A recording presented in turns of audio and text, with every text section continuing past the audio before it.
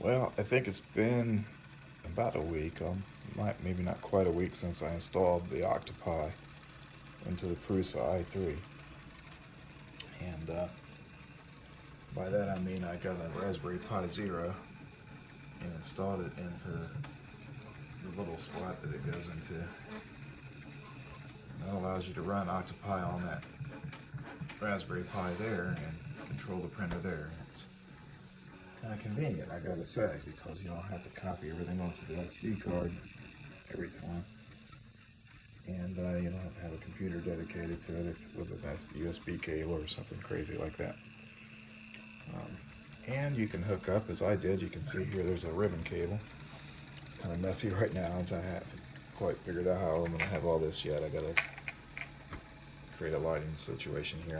I don't have any lights, and I want to cable up the lights before I figure out how I'm going to manage those cables. But I've got this articulated arm that I 3D printed. I got off of Thingiverse.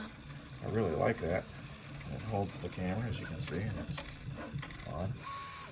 And you can see right here we're printing from USB instead of from the SD card, and everything works great.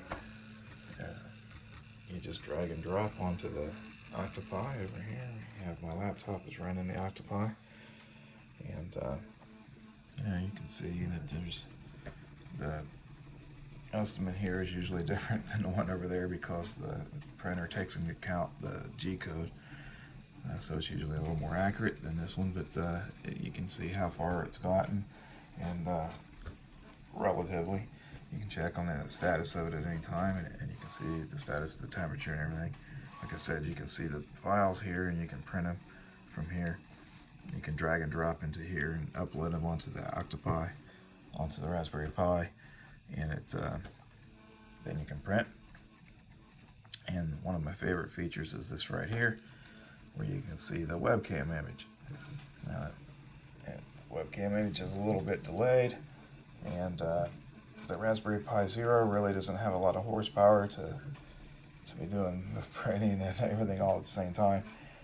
So when I first started doing this, it was way behind and everything, but I was able to very quickly find on the internet how to change the settings. There's a file on the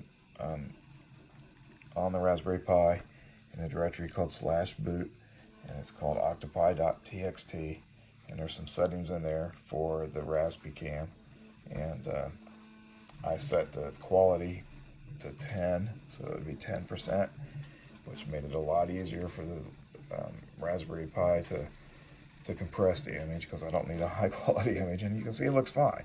There's nothing wrong with that. And then I set it to 2 frames a second, because I don't really need a video stream here. I'm just trying to check on the status of it. And now it's, within a second or so, and it's good enough. It's good enough for what I need. If I'm upstairs and I'm, got a print running down here and I want to check on it, I don't have to get up and walk all the way down here. I can just log on with the laptop or my phone to the interface. I don't have it connected to the internet. I don't want to worry about that. But I do have it on a local network, and that works pretty good. I can see what's going on, and I can control it. It's very nice. I can pause the printer and move the axes and do things like that as well. And, there's other features that you can get, time-lapse features I'm going to experiment with next.